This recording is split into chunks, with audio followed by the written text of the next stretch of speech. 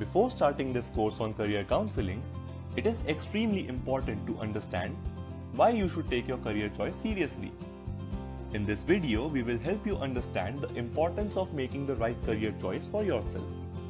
So, why is your career choice so important? It is important because it determines a lot of things in your life, including number 1, quality of life. Your career choice plays a huge role in deciding where you live, how flexible your life is, and the kinds of things you are able to do in your free time. Number 2, identity. Ask any elder person about their career and they will tell you about it as a part of their identity. They'll say something like, I am a journalist, instead of, I report news. Notice how everybody asks you, what do you want to be when you grow up? And not, what do you want to do when you grow up? This shows that your career choice shapes your identity. Number 3, impact. Every human life touches thousands of other lives in so many different ways. If you select any 60-year-old person who is about to retire, take a time machine, find him as an infant, throw that infant into trash, and then come back to the present day, you'll find that a countless number of things around you have changed. So whatever career you choose, the world will be affected by it. Anything that determines your quality of life, your identity, and the impact that you make should be taken very seriously. And that includes your career choice also. So we hope that this short video could help you understand the importance of making the right career choice. Having done that, we will now move forward to start our career counseling course. We are pretty excited and we hope you are too. So, let's begin. See you.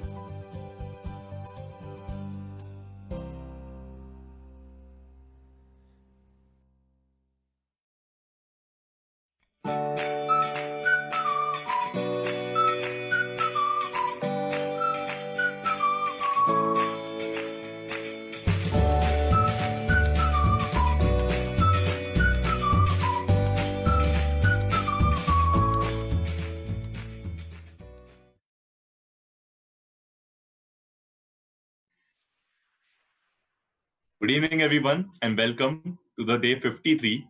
I think it's a long time now that we've been running the podcast. So, welcome to the day 53 of ProBano's Daily Life Career Guidance podcast. Very happy to be here with Shaan Khanna and Mr. Sen, of course. Thank you so much, Shaan, for being here with us. And thank you so much to all the audience members for being here with us. So, I'll just introduce Shaan shortly, and then we'll start the podcast and we'll ask a few questions. Cool. So Shaan is a people's person with immense tact and overflowing confidence, which you'll get to see very soon. An entrepreneur since the age of 15 and a decade-old industry veteran, she constantly strives to create that safe and supportive community. From ISB Women Entrepreneurs course by Goldman Sachs to her early work days with 17 and then lay official, she is truly an all-rounder in the media world. What started as a blog for Spicy Sangria is today Networking Now, a highly respected exhibition platform. She juggles it with Bombay Fusion Food, which is a food curator and specially caterer platform. From Mumbai to Bangalore, Shaan has carved out a name for herself. Today, Networking Now India has 51,000 members and is one of the most credible forums to raise questions or requirements with a definite response system. An ideal place to scout for goods or services for personal or professional use. It has connected entrepreneurs from across the country to project and market themselves organically. Shaan regularly conducts on-ground panel discussions, workshops, and events with renowned industry stalwarts to help the members understand and leverage their brands better.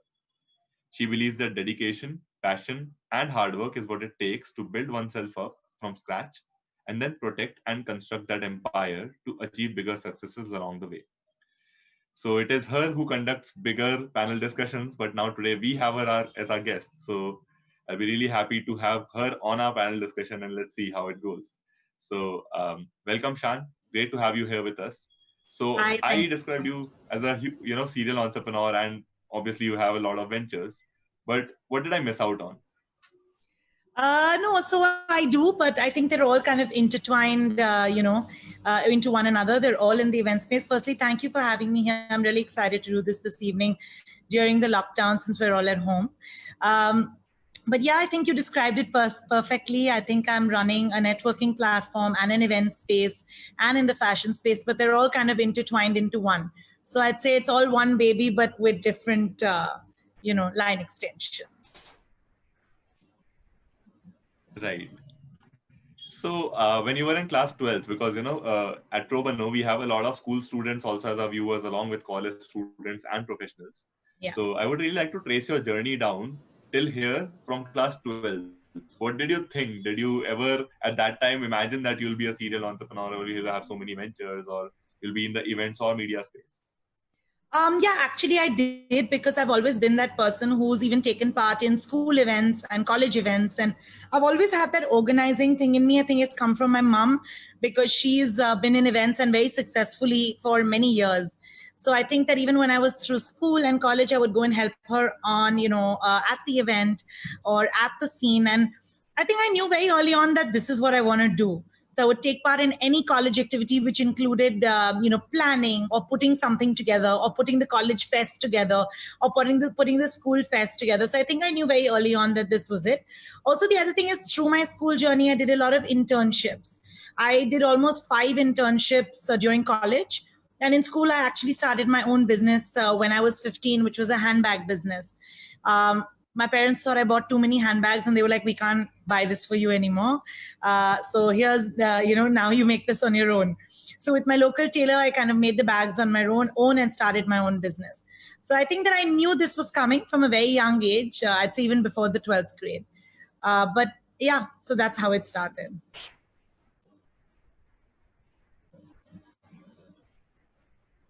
That's amazing. You started at such a young age, and I'm pretty sure that you would have to had those discussions with your parents where they would have been very unsure of what is she doing.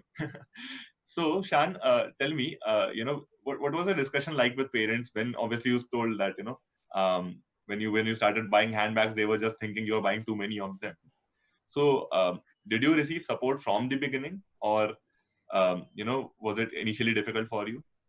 No, very much so. I have to say my parents are the most supportive, two people that in my life. I think wherever and whatever I do today is because of them. And I have to say that through school, my dad actually told me, he's like, see, each handbag that you're buying is average 4,000 to 5,000. I'm not buying this for you. So find a solution and find a way to do it. And with the help of my mom, I made about 4 or 5 handbags. And I was with her at a store when this lady walked up to me and said, sell this, with us. So I think my parents never said no. They were just like, do it. And then, of course, there comes a point when I realized that I'm putting the same money that I'm making back in the business and nothing's really going in my pocket. And that's when my dad was like, so Shaan, this is not how business works. Why don't you give something else a shot since you're still in school? But it was good to, I think, learn. I think only when you do, you learn. And I think I'm very grateful that my parents let me even do that, because now today we know that business takes an initial investment and, of course, needs capital. So definitely the encouragement and everything that I started with is I owe to them. So the discussions were not they never opposed anything, but I'd say they were extremely encouraging, and that's made me reach where I am. That's amazing. And one last question before obviously we shift to the big topic for the day. So Shaan, when we, so regarding when we start off, different ventures, or even when we start one venture, right? So we always need to have this menu card of what are the options that I have, right? So in the event space or in the media space, what are the career options that you assessed before starting up? I think that, so I did a course at Jai Hind, which was BMM, mass media. And I think that really helped me in every way in what I was doing, because I think that gave me a sense of marketing and advertising, which I hadn't really gotten into before. See, in the event space, it's very lucky because you can really, really learn hands-on. This is my thing. You work as much as you can in different events and different spaces. And that's how you'll know if you want to do this or not. I think you really have to be cut out for events to get into the event business. You can't be short-tempered. You can't be a person who reacts too easily, because it isn't going to work. So luckily, because my mom was in this space, I was lucky enough to say intern with her, if I can call it that, and go to every event that she did, which were large, small, and everything in between. But I think that today, the number of courses that are available and what I've seen in this lockdown, the kind of content we're getting to even listen to in terms of webinars, and, I think any business that you want to do has a course per se. I wouldn't say a formal one, but you can learn with many different ways. So whether it be social media, digital, or courses online, or even a school. But I think in terms of the business that I'm in, it's really important to have people skills. Let's say have people skills is number one. So start off and do that only if you're really good with dealing with crowds and dealing with people, and then go into, of course, a course. But I was very happy with the course that I did, which was BMM, because it gave me a sense of building a brand and advertising a brand and putting a project together and doing events. So I think I got both sides of the spectrum. What I did, like you mentioned, at ISB was a short course. Actually, I didn't do the 1-year MBA. I did the Women Entrepreneurs course, which taught me a lot. I think that was a big turning point in my life, because there was a girl, I was the youngest girl in the class, and the oldest person with me was 65 when I was there. And I think you build your business from scratch. You build your idea from scratch. And I think you just learn as you keep going. I'm a huge believer in learning on the job. So if you ask me, I'm not one of those who says, go and study it. But I, of course, do your degree. But I would really, really say learn on the job. So guys, there's some career advice for you. Do your degree, but learn on the job. And so there are multiple courses online, as she said, where you can learn anything that you want to these days. So use the internet. It's a great power. And with great power comes great responsibility. So that's why learn, don't do cyberbullying. Yes. So today's topic, Shaan, is time management. And why we chose that topic is because, I run a single venture. And even then, it is pretty difficult for me, especially in these lockdown times, to manage my time really well, which does not mean I'm very sad, but which also means that, I would still like to figure out a better work-life balance. So I work a lot. Probably I don't indulge into entertainment as much. So I was thinking, what is the case with you? Are you, are you enjoying life a lot? Are you working a lot? Are you balancing it out well? Or do you feel that there is no need to balance? The kind of business I'm in, I'll be honest, there's no balance. When you're in events, it could be 24/7. It could be 2 hours a day and you're sleeping for the rest. So I mean, I'll be honest, since the day the lockdown started, this is just my personality. I decided I'm not going to just do nothing. I'm going to be really productive, and I have been. Today, before coming to talk to you, I organized an entire market in my building, which was all of 8 hours, which happens every Friday, thanks to me. That just basically means I can't sit at home and do nothing. Before this, I did 2 lives. I did a Zoom call, and then I've come to talk to you. So, I think with me, I'd say I just can't sit. I can't sit in one place. I can't do nothing. I can't not help somebody else. So whether it's work or whether it's any situation, I think productivity is not success. Let's not put it that way. It's not just because you're productive and just because you're busy doesn't mean you're all up there. But I think time management is important, and I do not have that. I have to be honest. I'm very bad with managing my time. I've gotten better in the last 2 years. But frankly, it comes from the business and work I do. You just can't. When you're in events, you could tell your mom you're coming home in 5 minutes, but you'll be home 5 hours later. You could be, it's just, it works on based on that day. So I'd say I'm really bad with time management. I'm a stressor. So if I know that I have an event that day, and even if the event's at 6 p.m, I'll be up at 7 a.m, because I know that it would really eat me, if I woke up late. So I'd say I'm really bad. I couldn't, when you said the topic is time management, I'm zero at time management, but I'm very productive with my time. I have to say that. Right, guys. So I think both of us are not very good at time management, as we said. Before kind of transferring on to Mr. Sen, who I personally believe is very good with it, I would like to read a few, I would like to read out a few audience comments. So good evening, Kumkum man. Good evening, Pushkar. So yeah, I think Karina is also here. Karina, hi. Hi, She was Karina. one of our guests on the podcast, and I think through her only I got to know Shaan. So thanks, Karina, for referring me to her. Um, Hi, mom. So my mom is also there in the audience, and hi everyone who's watching but hasn't commented yet. So guys, please let us know what are your questions regarding time management. The three of us will try our best to answer that.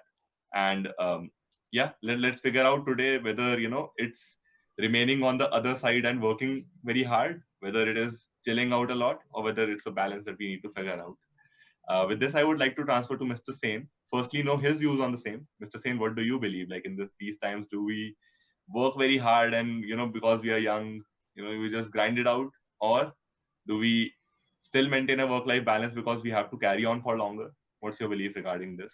And if you have any questions for Shaan. Okay. Good evening, everyone. Namaskar. Welcome to the show. Welcome, Shaan. It's good to have you. Work-life balance. I think it's a myth. It's a myth. See, your life is your work, and your work is your life. So how do you balance it? How do you balance it? It's there. It's there. It's a question of how do you prioritize the different events in your life. So there are many different demands that are made of each one of us. And it's a question in our lives, in a typical life in a day. And it's a question of how do we prioritize each of those demands. Some you cannot meet, some you meet, some you meet exceedingly well. So I believe it's a myth. It's just a question of recognizing which one is a priority for that point of time. Yeah. And doing it. And I'd come back to something else. Now we have had a fantastic run of 54 days of lockdown, or 52 days of lockdown. So we hit half a century and as a lockdown. And what has happened is we do not have a boundary between the home and the work. It's all the same. So look, so people are at home. They're doing work around the home. There are mothers who are looking after their kids, who are doing their homework or doing their assignments. I think the biggest takeaway over here is the children in the home get to know what their parents are doing. In a normal day, what happens? The father or the mother, or both, maybe both of them, say bye-bye, have a great day. They go off to their own respective work. The son or the daughter goes off to school. There's a grandmother or grandfather around. He doesn't know what's going on. And then you get back in the evening, perhaps a bit late in the evening, and that's it. You might watch 15 or 20 minutes of TV together, and that's it. But now, the son and the daughter gets to know what the mother or the father is doing. And there's curiosity. And the mother and the father can learn from a 7-year-old to fix that Zoom call that is not getting stable. They are much better than us at that age. So with that, I'm going to ask Shaan something.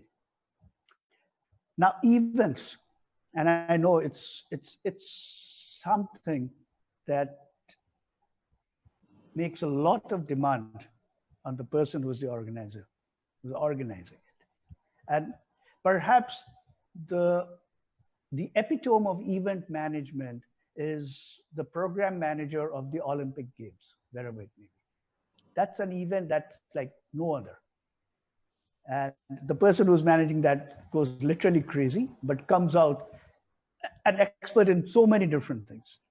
Now, when you do time management and while managing an event, so that's my first part of the question. How do you manage your time between the different stakeholders? So you have different people making weird demands at weird times of the day and night. And the second part of it is, as we head in out of this lockdown, could be after 4.0 or 5.0 or whatever 0.0. Once we get out of this, do you see a different type of event managing? And if so, what would it be? So first is, how do you manage stakeholders with their time demand? And the next one is, how do you see this event management evolving? Because this one is definitely going to stay. Yeah, so thank you. Good to chat with you today. And, of course, there are two things in this. I mean, how do you manage other people in the event is your first thing, and how do you manage all the stakeholders in the event? It's tough. It's tough. Like I said, the first thing when you asked me is what do you need to get into this building, in this business? I'd say people skills. And genuinely, it's not about managing other people's time. It's about managing other people. And if you can do that well, you've won the first 50% of doing any event and being in this business, because the hardest things about being in events is managing people. Then with that comes other people's timings and other people's ways.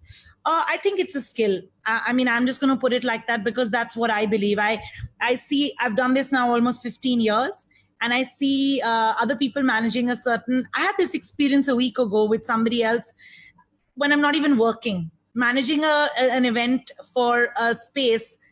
And I was like, wow, that person could never do events, because I know that it's managing. It's like being the taskmaster, but kind of managing people in that little space. So I think more than managing people's times, you manage people. With that comes discipline and time. So I think if you're able to manage people well, it'll fall into place. The second thing that I would like to bring up is, of course, how would this be post-COVID? I think that the main thing is we're all getting used to, like you said, a time at home. We're getting used to being around, family. We're getting used to working from home. Yes, I do think a lot of people, there are going to be two types of people, one that will run back to their offices and one that will just start working from home. Now, coming from me, who's always worked from home for the longest time, I recently just took up an office and I am not itching to go back. I'm okay. But I think that managing time is a lot easier when you go out and go to an office, go to a space, because the reason I moved to an office was I just, like you said, there's no differentiation. I brought work home. I was at home. So for me, home was work and home both. And that is not a very positive thing. I think it's good to draw a fine line between the two because you need normalcy as well. So I think that how people will manage post this would be, I think either a lot of people will be looking for office space, or a lot of people will look for co-working space because you realize how much physical interaction you'd like, maybe get a coffee with a colleague or, just that talking to someone else. Because eventually, like for me at least, I know me and my mom work together. And when you both bring work home, it's not easy because you're eating dinner, you're talking about work. You're in bed, just come in, okay, let's chat for 5 minutes, becomes 1 hour. So I think that this is a decision people really need to take post this lockdown. Of course, affording an office is another thing post this lockdown. But I think moving out of your homes is essential. It's number one, I'd ask, in terms of time management, because you'll actually plan your day way better, at least for me. Okay. Do you see coming out of the lockdown, the event space, where you're putting an event together? It's going to be a blend of a digital event and a physical event. Because see, we're going to have this social distancing for quite some time to come. So now the events, it's not going to go away. If at all, it's going to get more and more. It's going to get bigger and bigger. Yeah. And that's one thing that's going to get bigger. It's no question about that. So do you see a model evolving where the events are done virtually, digitally, that's through the Zoom or through whatever, as well as having a physical element to it? Or will the physical element go away altogether? Because see, right now, I can sit over here at home and it's happening. And I can listen into all the stalwarts around the world. All I have to do is just log on. That's it. I don't have to fly to Bombay, or I don't have to fly to Washington or London or wherever. Yeah. It's just that I have to get up at that time, switch on my laptop and do it. So how do you see the event space evolving? You are right. There will be a mix. I hope that it doesn't become all digital events, because I'm really missing my events and missing being on ground. But yes, for a while, I think it will be a good mix of virtual and on ground. But I'll tell you, the people that go to events, and I do networking events twice a month, are people that thrive on this kind of interaction. So when I say that, I mean that you find it easier to network in person. There are people that can't network virtually. And for me, I do networking events. So I've realized that when I bring them onto a Zoom call, they need that push. But when I bring them onto the on ground, it's just like they're like flourishing, you know, they're thriving. They switch on. But sorry? They switch on. Yeah, they switch on. I think it's energy, the energy of the room or the energy of other people.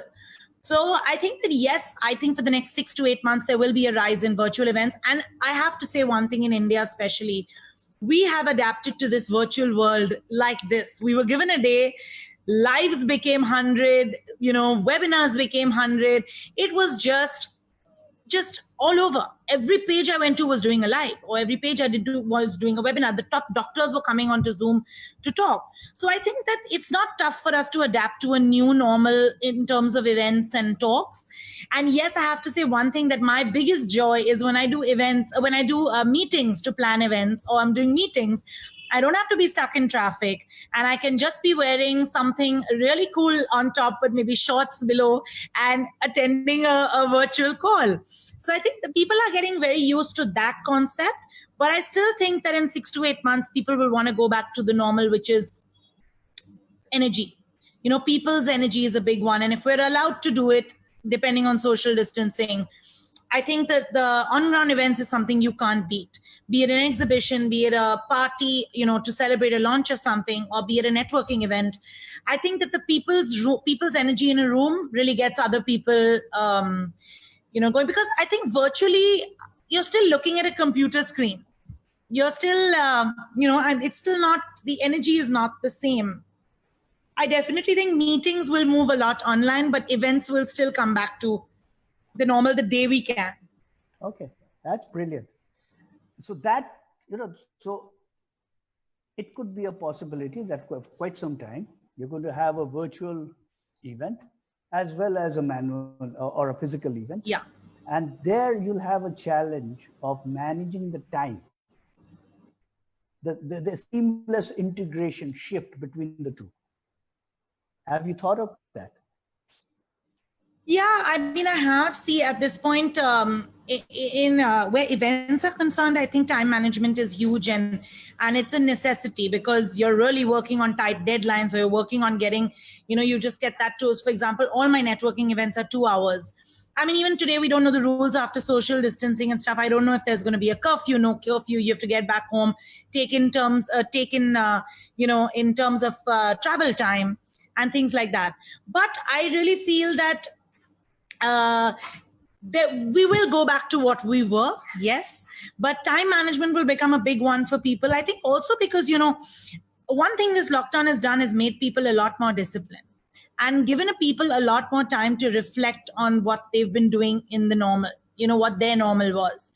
And I think like a lot of people, like I keep reading all these memes on Instagram and all these little articles which say, have you changed in this lockdown? And I think that I could safely say 60 to 70% people have.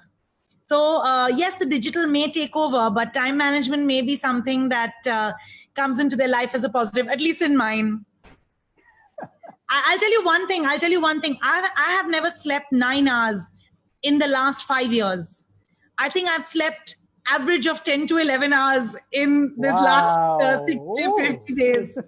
That's the way to live. Yeah. That's the way to live. Yeah. And then you were lying to us about being bad at time management. Yeah. Oh yeah. The best school that you can have is called the sleep school. Yeah. Where you can sleep. I realize that now. I never realized this earlier. You know, now by like 9:30, I'm like tired. By 7 o'clock, I'm awake, or some days even 9. You know, it's like, I'm like, how am I sleeping this much? Because when you're in the event space, you know, and I'm into tech, I'm like in the tech space as well in terms of networking, you're always switched on. But now I just don't want my phone. I don't want to look at anything. And I think that maybe that's my new normal.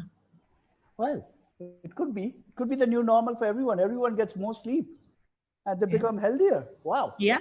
Yeah. Maybe.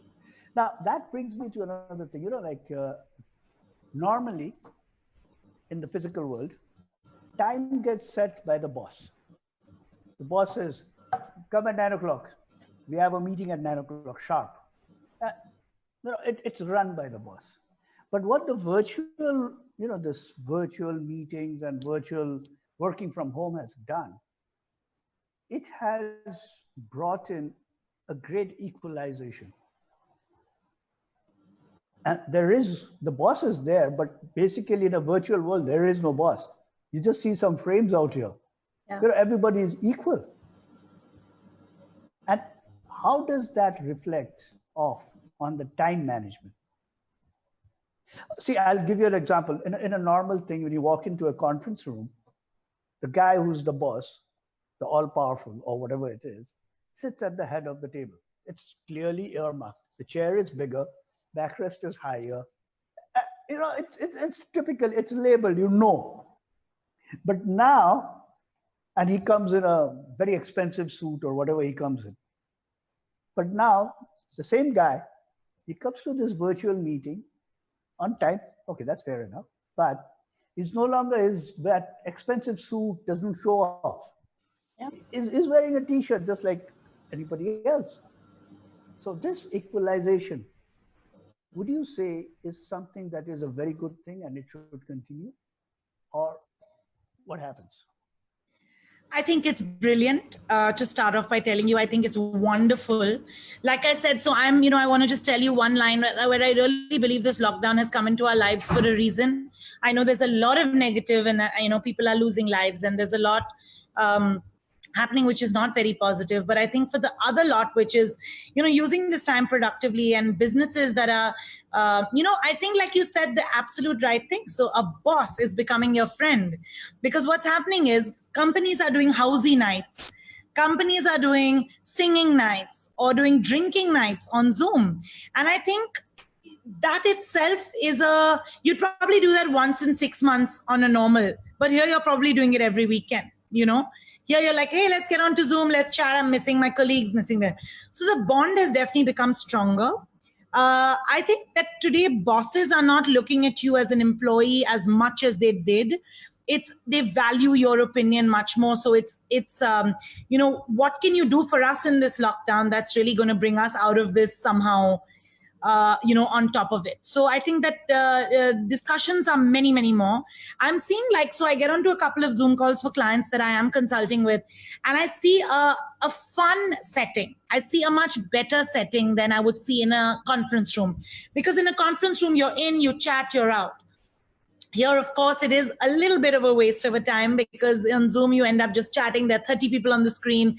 You're chatting on the chat. You're talking. So yes, I agree. That is a bit of a waste of time. But I think it's positive in the sense you're getting to know your colleagues better. You're getting to know your boss better.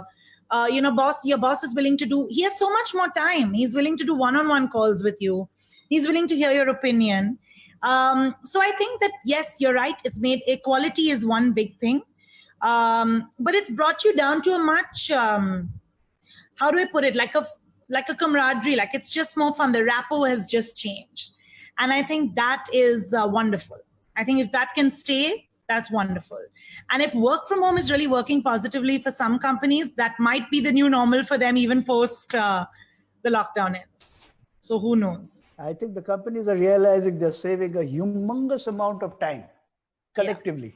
Yeah. Huge. Because, otherwise to be in the travel office, time. Yeah, travel time. Travel time. An hour and a half. I mean, Aditya mentioned earlier on today that his dad takes an hour and a half to get to his office and an hour and a half to get back. That's 3 hours. Wow. I mean, that's not worth it at all. And you know what? If you realize that, we never tried this before. We didn't have a reason to try this before. Today, the fact that you can even do 50 people on a Zoom call and even have the chat disabled or just talk to 50 of your employees at one time in 15 minutes, I think it's great. They don't have to travel from places. But yes, every company demands something different. But I think it's just eased the whole relationship between all the employees and the boss and the employer, the boss and the employee. So I think it's just made it, I'd say, a better one. That's great. And it's also made time much more valuable, effectively used, and much more value. Yeah. Isn't that brilliant? Yes. Now, on the same topic, I just want to go into another area, then I'll leave it to Aditya, which is, and we talked about the equality coming in. So what I would say, and let's have your thoughts on this, is there going to be a shift in the power, whatever that power means. It can mean anything to anybody else. So shift the power to the employees and the people, or will the power get more concentrated with the guys who are, in the hierarchical position? So you have an hierarchical position, which is always there, whatever it is. Yeah. And then you have the normal. So what we are seeing today is somewhere in between. There is a devolvement of power down to everybody else. But there's also the opposite happening. That the power is getting more and more centralized with, the hierarchy at the top. What do you think would actually make the best use of time available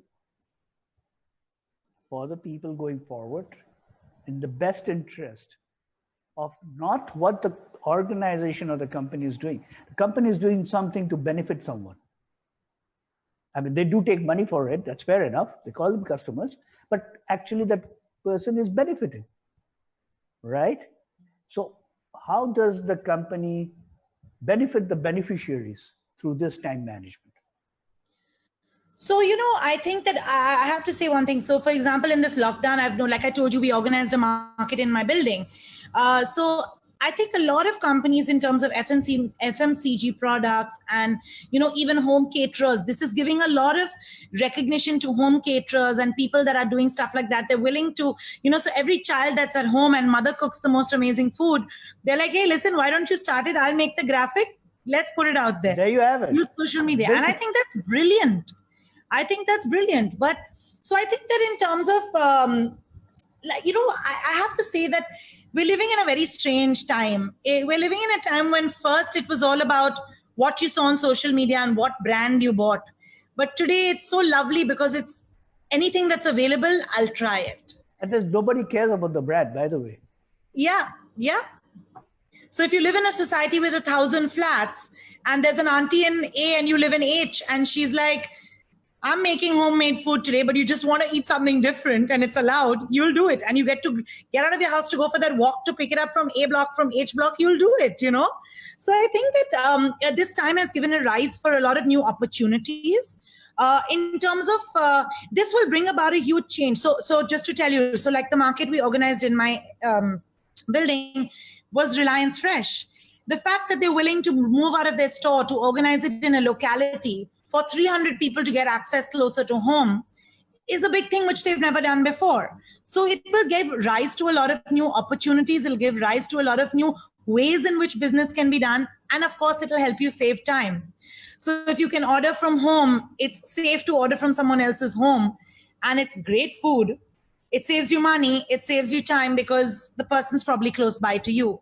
But I think in terms of how we'll work on this after now, I don't know. I feel it's very positive for me to say, things are going to change and, things are going to be amazing in terms of time management and all. We never know what's going to be happen after, because post the lockdown, it could just be traffic as bad as it gets because people are just dying to get out of their homes. Or people give up their cars and just decide to not travel too far, maybe once a month. Because I think people are realizing you can really live with less. And you can really live within your area. Right. So it's going back to those days. Yeah. When life was good, actually. It's still good now. Completely agree with you. I'm loving this. And I love the fact that everything is at an arm. So the other thing is that this time has brought a rise to so much more community. People in buildings, I'm chatting with a lot of my friends and they're like, my building never even had a group chat. And today the building has a group chat. Someone forwards, earlier you'd be like, hey, stop promoting your friend's business on my group chat. Today it's like, please send me whatever I can order from someone's home. So times are really changing. Right. And with that, Aditya, let's see what the audience has to say about it. Definitely, Mr. Sen. I think we are getting a few really nice comments from the audience also. So Harshita Kumar says, the coolest boss ever, Shaan. So Shaan, does Harshita work with you? She does, and she's amazing. She's currently studying at Jai Hind, and one of the most dedicated. And like I said, the ideas that come from, my team, I'm just blessed to have a great team. So Harshita, how sweet. Thank you for watching. So you have a mutual admiration club right there. Yes. Great. So Anita ji in the comment says vocal for local. And yeah, this is a really nice point which I wanted to discuss with you also. So our Prime Minister, Mr. Narendra Modi, gave a really nice speech on how we should promote more, this local businesses and the local products. Now, I don't want to bring politics into this, but yeah, local businesses, that's what I really also would want to know. What's your thought regarding that? Like how, and I think we have already discussed that a bit, starting from, how we have started thinking of more opportunities at home, that, even the homemakers are now wanting to make use of their skills of cooking, or let's say, doing something else. So what do you feel about this? Like, do you think this time will bring on more businesses onto the field? Absolutely. I mean, like you said, you don't want to bring politics into this, so I'm going to comment very little about the speech. But I will say that that one line really stuck with me, because this was something which was a long time coming. It should not have been just because of a lockdown. The reason that I started networking now is to support small businesses. We are an entrepreneurial platform which allows anyone to be a part, even if you're a lady who cooks dal rice at home and your dal is the best you've ever eaten and you want to make money out of that, or you're somebody who runs 20 shops of cakes. So I think that at this point, we really need to support our small businesses, or support any India-based business, because firstly, though, you're not going to get anything from somewhere else right now. Secondly, I think that this time can give an opportunity to a lot of different people to rise to what they were actually, their potential. The last recession that we went through gave rise to things like Uber and WhatsApp, if I'm not mistaken. And I read an article about how in the worst times, the best companies that we use the most have arisen. And I think this could be another time that the same happens. So like I told you, I think that when he said that, I think that you should really go out and support any and everyone you can that's doing something, however small. Don't think it's too small. You never know. So there are people that are doing even just, I love the fact that so many fashion designers can't go anywhere, even the ones that just work from home. But they've come out with a mask collection, really moving with the times and moving to today. So go local and really try to support anyone you can that's doing that. In fact, provide help to somebody that doesn't know how to start but wants to. I think that's a big one, because if anyone has the expertise and has the time right now, which we mostly do, help someone else to start, because going local is also not just khadi products or like really, it's really about supporting people who work within India rather than buying the same thing and calling for it from another place when the quality may just be as good. So as much as you can, let's try doing this. I think it's a big one. I just want to jump in here. Now, local, if it is to do with India, then local is not local. The reason being, you have the steel plants to the east. You have the automobiles plants to the west. And there is a 2,000 kilometer divide between the two. It's a geography problem. So as even in India, local, if you look at it, a local industry, a local business will not happen because the business is such. You cannot have a car factory everywhere. Nor can you have a steel plant everywhere. It's not possible. It's good enough for people who are doing very small things, which is fine. But at the end of the day, the community's prosperity will depend on the average of the 5 spenders within the community. So the community's prosperity will depend on the average prosperity of that community. And if we have to grow bigger and larger, that community has to grow bigger. So the local will work as long as it is limited to stuff that can be done locally, and especially, farm to the table. Even in India, farm to the table is not possible. At some places, things don't grow. You don't have agricultural land. And you have to transport them for 1,500 odd kilometers. You have loading, you have unloading, you have so many other things that happen. true, what will happen is, I do believe that the and today we are having Indian states, 30 of them, closing borders within each other. It's a fact of life. So local would mean that we don't have labor moving from one place to the other.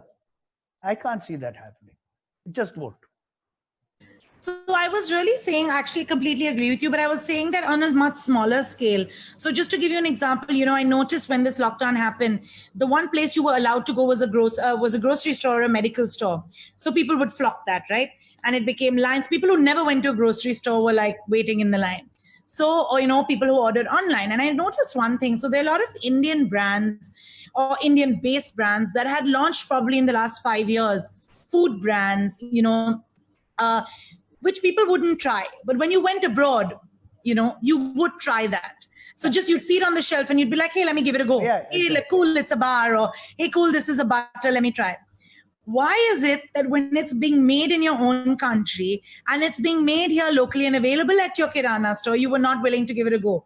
Now at this point, because you're looking for something new to eat every day, you're willing to try every brand that is there. So that is a good shift that I'm seeing in terms of a small market. So you're willing, so if there's a lady who was making pickles from home earlier, rather than just buying off the shelf of a brand that you don't know, you're willing to give that a go. So I think in that sense, it'll give a lot of people an opportunity to start up new things. True. But then I suppose we need to be careful with what is local. Yeah. What is the boundary of local? Yeah. Well, I'll tell you, I used to have some yogurt that was made in Bangalore. I'm living in Hyderabad. But that's not coming through because it's not locally made. Yeah. It's made in India, by the way. It's very much made in India. Yeah. Last time I checked, Bangalore was in India. So we have an issue. But that's another problem.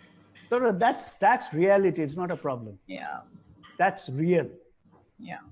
I think the only organizations who have been able to do this very successfully is Amul. Amul is omnipresent everywhere. But many people can't do that. Yeah, Aditya, sorry about that. Go ahead. No, it's a really good discussion that happened, and it's discussions like these where we learn a lot because, always there are different opinions about these things. Oh yeah, there's one more thing. And obviously, sure. Yeah, sorry, I just want to say something. Like in Hyderabad, in the adjoining places of Hyderabad, they have a lot of vineyards, grapes. So now the grapes are rotting because the local consumption is only that much and not beyond that much, right? So we have to really rethink what do we mean by local. Right, Aditya. Great. So guys, I won't really add anything to that because very deep thoughts for my brain, but I'll probably process that in a few days and get back to you regarding my thoughts on this. But yeah, one thing I definitely would want to add to this is that probably, see, whatever we try to predict, not everything will be true because we have different opinions. One of them might be true, or maybe none of them will be true. We don't know. But it's not right, it's not wrong. It's Right. neither. I don't think we should look at it as a right or a wrong. Yeah. I think Absolutely. it is a way that we go and then we evolve as we go forward. That is the point I actually wanted to arrive at, evolving as we go forward. Because as I think Shaan also said, that these days even fashion designers are coming up with a fashion show for different types of masks. So that's changing with time, right? The good part of our human race is that we can solve problems for which we have no data before. So for this COVID-19, I don't think we had any data before. Most of us did not have. Otherwise, I don't know, whatever conspiracy theories are coming up with some countries, I won't name. But most of us did not know about it, right? And still, it's amazing how we have adapted to the situation so quickly. As Shaan said, we have webinars everywhere. I think we also, as ProBano, started one day before the lockdown. So I think we can also call ourselves people who maybe, can say sometime, brag about it, even though we did not do that, but we can brag about predicting it right. I'll tell you that story maybe on some different day. But it's almost about, mostly about rather adapting and evolving with the time, because whatever we predict for the future might be slightly here or there. So we always have to see what's happening and adapt. And the best thing we can do is plan, because I think so there's a very normal saying, I think all of us have heard it: failing to plan is planning to fail. So I think we should have a plan. Whether or not we exactly follow that or we change that a slight bit towards the end does not matter, but we should definitely plan for the future, because things are going to change surely. And with this, I think I would like to ask Shaan. Shaan, what's your plan for the future? Because obviously the event industry is changing.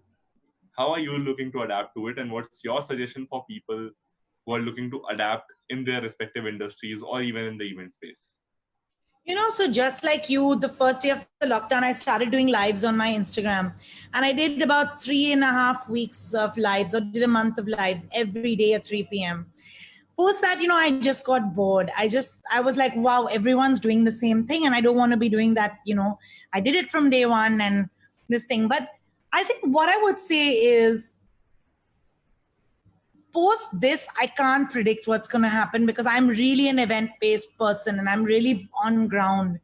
But I have really tried to create as much content that I could in this time, because this is a time that brands need to realize that everyone's eyes are on technology, everyone's eyes are on the internet, everyone's eyes are on, it's like how what our ad spend would have been maybe 2 months ago. Our ad spend will be minimal now, because everyone is watching everything. So like I was discussing with a friend, that Amazon and Netflix, whoever released a movie just before the lockdown happened, got lucky, because now you will watch it because you have the time, and even if you never would have watched it earlier. But I think so. I don't know what's next in terms of for me, but I think I look at it as a very positive thing. I don't see why this can be negative. I hope that people adapt to the changing times. And in terms of networking, I think you can network anywhere you are. It doesn't have to be. What's lovely is, because we've started using Zoom to do our networking meetings, people from Dubai and Singapore are able to meet our members here, which would not have happened in a physical event space. So I think that with times changing, you have to just be positive and keep trying. And that's what I'm going to do. But in terms of what I've been doing to really set up for the future is creating a lot of content. I've moved a lot to videos and IGTV. And I've moved a lot to, I think just doing fun things, which is something I didn't get time to do earlier. So concentrating on a very different part of my business, which I didn't get to do earlier. That's great. That's really nice. And it's all about adaptation, I think. So yeah. With this also, I want to consider from you some advice for young entrepreneurs or for people who are just starting up. So see, with you, the thing is that you are in the business from a long time. So you have money in the bank. With the people who are starting newly, they might not be very open to considering this content plan. Like, I'm just playing the devil's advocate here, because they might think कि मैं content तो बना लूंगा, लेकिन मैं अगले 4 महीने तक या 6 महीने तक या 12 महीने तक survive कैसे करूं? Yeah. What's your suggestion for them? So I've always been, they've always been a believer of two things. One is, if you don't try, you don't know. So try everything you can. Like, I've really always been that person who's given it a shot. Secondly, I agree with you if you don't have money in the bank, but now this is a time, like for the next 1-2 months, we really can't think of that. We have to think of where's my business going? Can it adapt to a life post the lockdown?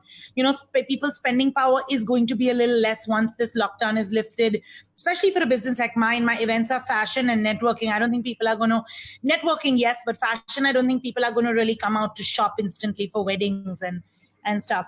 But I think that content is free. Creating content is free and getting the word out there. Today, we're very lucky to live in a world with social media, Instagram, Facebook. I mean, today we're talking on Zoom and this is going live on Facebook. I think that's wonderful. So I think why not use this time to actually get your brand out there? So I don't mean create content every single day, but maybe change your strategy, which moves a lot online rather than, normally in the month when we start planning our budget, you start putting such a big budget for ad spends on Facebook, when actually you can do that for free right now. The number of courses you're getting for free, the number of tools you're getting for free, where really, it's nice how the world is kind of coming together to help each other.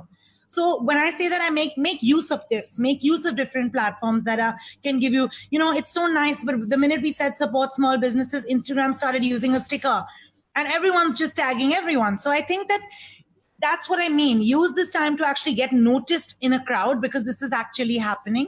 Second thing is, I think there are a lot of businesses, like I spoke to you about earlier, like food products. You need to act now. I think this is a time when everyone is using something or the other and requires this at home. So I think change your strategy. Don't think about the money you're going to spend right now. There is a lot you can get for free at this point. Change your strategy and kind of change your thinking to adapt to the now. Because earlier you'd spend so much money trying to get into the best store in Bombay so you're noticed. Now people's WhatsApps are, and Instagram is what's getting you noticed. So I think that's what I mean by changing your strategy to technology and digital. In terms of growing your business and starting something new, I always say, just try. And if someone tells you otherwise, and if you believe in the idea, I've done it and I'm here today because of that, just keep trying. It fails, but you can start something else. Great. Over here, I'll just give you an experience of two startups who had come to me. One was in the process of launching. So they were doing beta testing of their product. It was in e-commerce. And they were supposed to launch in the month of April. So they were doing beta testing. And then we got into this lockdown from the end of March. So that startup has still not been able to launch. And the problem is they've run out of all the funds they had, because they had to pay the developers, they had to pay the testers, all that thing they had to keep doing. Yeah. So they have not been able to launch. And they're down like some 25 lakhs or something. The other startup, which I spoke with, it was a long conversation. So this guy has already sunk in a lot of money, and he had come up with something, and he was into the beta testing. So this was in a recruitment, HR recruitment, with a chatbot, artificial intelligence and all that. And he was doing this paid. They were paid, beta sites. So what happened is he was on a plan. It was going nice. The lockdown happened. His beta testing customers, I mean, they're not yet full customers, but still they were getting some money. They put everything on hold. Fair, because nobody knew what's going to happen, month of April. Then he had a situation. He had to pay salaries to the people who were working with him. He had run out of his money, both his money and his wife's money and everything. Luckily, his wife has a job. So he asked this question in an open forum to a venture capitalist. Then look here, what do I do to get money? I have a product and all that. Advice he got was, put it in cold storage. That is reality, I think. So what do we do at that stage? So I advised him to say, okay, go get into a partnership with one of these guys, You say, oh, don't pay me, at least sustain me. And he said, I want to, but there is no one to talk to. That's a big one, yeah. There's no one to talk to. So we have challenges going forward. Challenges which we are perhaps not aware of. These are all in the blind spot. You have a blind spot. And we need to figure out how to do this. And time, unfortunately, time does not stop for us. So I think I have something to add to that. So as Mr. Sen said, the reality is very challenging and is extremely difficult right now for many people. Yeah. I think most of us. So anybody who was pursuing a job, most of us have been asked to take a pay cut or a sabbatical, or maybe we have been laid off. Some of us who were businessmen have either lost projects, or our projects have been postponed, or we were developing something which got stuck, like Mr. Sen said. Or your payment never came through. Yeah. Or my payment never came through. So all these things can happen. I think with all of us, it has happened to an extent that some sort of financial setback in terms of mathematically, if we think about it, yes, we have suffered. But I genuinely do believe in, what Shaan said, we still have to keep trying, because so yesterday we were talking with Dr. Ananda Guha regarding building positivity, and now many people will be confused कि अरे यही तो वो लड़का था जो कल negativity लेकर इतने सवाल पूछ रहा था, अचानक से पलट कैसे गया. So guys, I was playing the devil's advocate. Basically, I'm also a positive person at heart. So I think when you think of it negatively, it does not really present, like there's no chance of even getting to a solution. That's what I've seen. So we also get explained in startup terminology, the lean startup methodology, which is take a plan, let's say plan A, then build, measure its effect, learn from it, then plan B. And you keep doing it until you run out of resources to execute the plan that works. So it's about coming up with a plan that works before running out of resources. So I think one good insight that we drew from this conversation is, as Shaan said, to not spend too much money or to spend too much resources in any of these plans, just to make sure that you don't run out of resources when you do have a nice plan ready, a plan that works. And I think from Mr. Sain's talk, what I can really draw on is sometimes it might not be the most obvious plan visible, right? Because what's the obvious plan? I can do a webinar, I can do, I can put out a lot of content. That's a good plan. Maybe for some startups or for some people, it might have a different plan. So we have to unleash as much creative thinking as possible, I think, and as much innovation as possible. And it's all about hit and trial. What do you guys feel? I actually want to add something to that. I agree with you completely. I think that what happened in this lockdown, and for people, that are in the digital space, everyone just went nuts trying to it was a rat race. So it was just like, it was just like, you're doing it, I'll do it, they're doing it, we'll do it. I was like, why are you doing this? Have you thought about this? Talk to your team, do something different. It's not worth doing it just because somebody else is doing it. And frankly, a strategy needs to be a strategy for every company that will be different. And, a lot of my friends so called me initially and they were like, we want to do charity or we want to help someone else. And I was like, the best thing you can do initially is just help your own team. Like you said, it's very easy to say I'm giving money outside, and you're laying off people in your office. So I think that at this point, it's very important that we're all in this together, and it's something we're all actually going through together. And it's something that we're all feeling together. So all three of us are sitting in our homes. It's not like two of you are at office and I'm at home. So I think that is another positive, that everyone's riding this tide together. So I think, like you said, everyone's strategy needs to be different. Also, every person will be at a very different stage of their business. Someone may be extremely new and 2 months old, somebody may be 3 years old, and somebody may be 5 years old. So I think everyone's problems and everyone's way of dealing with it is different. It is going to be different. It is very different. It's very different. And, we are getting scared of what's now, but we don't know what's coming. What about when the lockdown's lifted? See, yeah, exactly. Because I mentor 5 startups. So one of them could not launch. I'm with ProBano, doing fine. I'm with a healthcare, which is in telemedicine, distance healthcare, doing okay.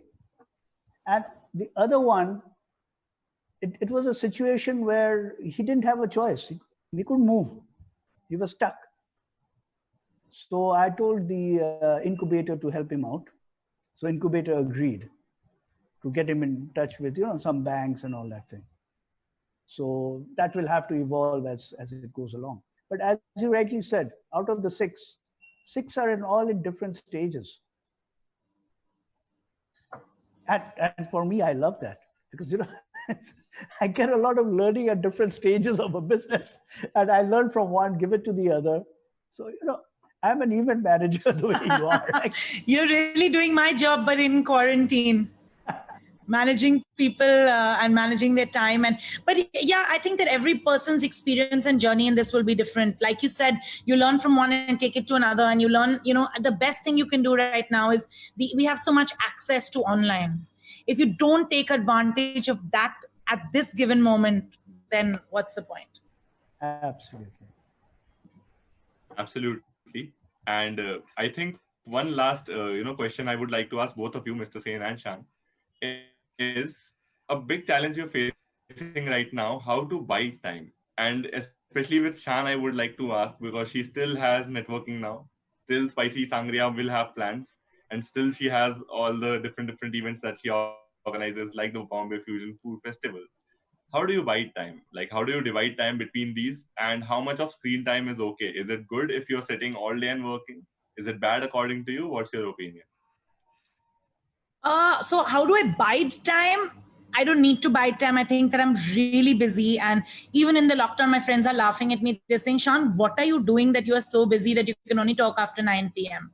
But, I've always been a person that's extremely passionate on any project that I take up. And I think I'm obsessed with working. I'm obsessed with being a workaholic.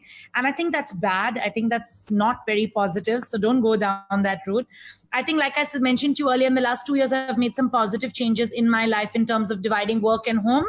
And that's been great.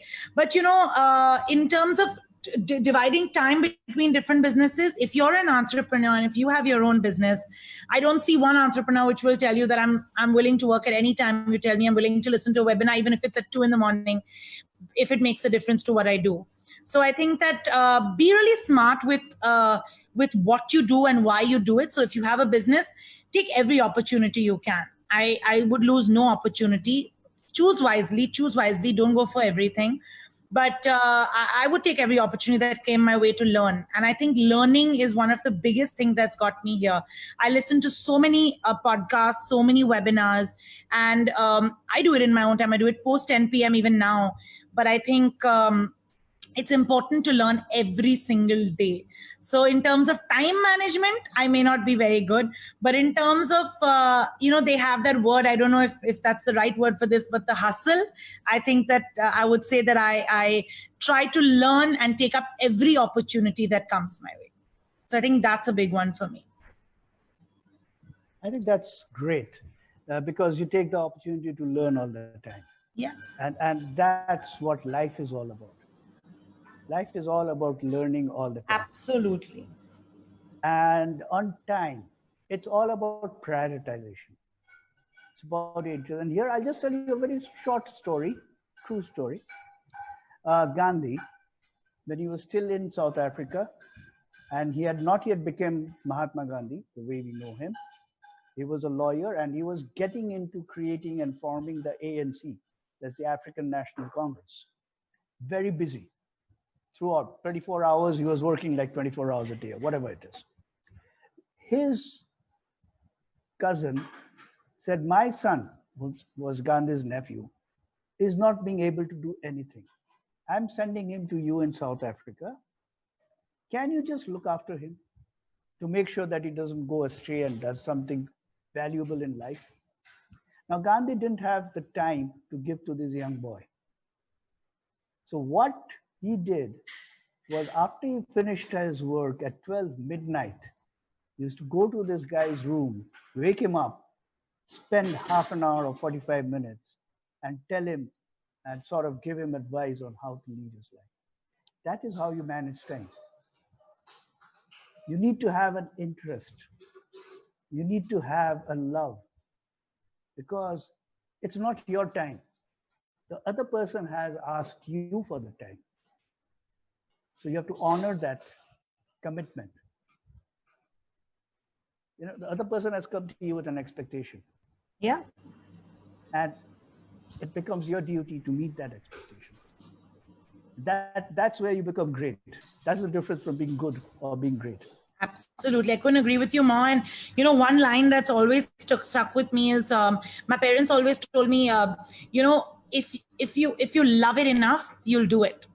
And exactly. Like the day I wake up in the morning feeling, I don't want to do this, I know that line is not for me. Like this line of work is not for me. But you tell me to wake up at 3:30 in the morning, even if I've slept at 1 a.m. to catch a flight, to do the work that I want to do, I'll do it. I'll do events with no money coming my way, but I know that I love this, I'll do it. Exactly. Yeah. It's all about interest, love, and Aditya says your passion. Yes, I have to say one thing before we end. I'm a true believer, like, because you mentioned that Mr. Sen is your mentor and you are mentoring other people. Another thing that I've always believed in is get yourself a mentor. So if you have access to getting yourself a mentor, which is the best of the best, or even a friend who you think has, at this point, if you're a small startup, and a friend who can really guide you, but get yourself a mentor in any form. however big or small your business may be. Because that's again learning. Makes sense. Yes, it does. I think the good part with this podcast is that I get a mentor every day. Obviously, we have Mr. Sen and a few other mentors, who are helping us a lot. But the good part is that with this podcast, every day we are getting to learn so much. So initially, I was like, okay, I have other projects. I'll think I'll have to leave this podcast. I'll have to leave the hosting of the podcast. But as you said, if you love it, then you'll do it. I love doing this podcast, so I then made time for it specially. So now I make sure 5:30 to 7, I'm free for the podcast, or at least 5:40 to 7, if not 5:30, And because Mr. Sen will absolutely. sometimes says Yeah, and for me, I learn something new every day. every day. Absolutely, and I think that's the beauty of this podcast, and that's the beauty of life in general. So, Yes. guys, I think Shaan's line, that it's important to learn something every day. I can use this as a promotion for the podcast because we are coming up with one daily. And I think one more line which should stick with all of us is that if you love it, then you'll do it. So make sure, again, I think, we have spoken about it earlier also, but the more times it is reminded to all of us, I think the better it is that do what you love. Yes. And that's what will make really, life really joyful, because then even if you are giving a lot of time to it, you'll not get bored, you'll not get frustrated, and you'll not feel like that, oh, I am not figuring out that balance, because you'll feel like your life is very balanced because you're already giving a good amount of time to something that you love. So you'll be happy, which is the most important thing. And I think we started off with the theme of time management, but it's a very complete conversation we have had. We have discussed making the right career choice. We have discussed time management, obviously. Then we've discussed also how we should adapt to this whole situation. So it's been a very complete podcast. Thank you so much, Shaan, for coming on the podcast as a guest, giving 14 minutes extra to us. I think it's 7:14 already. And thank you so much to the audience also for your comments, your love, your support as always. And it's always fun hosting these podcasts. It's always fun having amazing guests like Shaan. And I hope you enjoyed this one. So stay tuned, wash your hands, take care of yourself, take care of your family, stay indoors, and enjoy life. Thank you so much, guys. We'll see you tomorrow, same time at 6 p.m. And take care of yourself. Thank See you. you. Bye. Bye. Bye.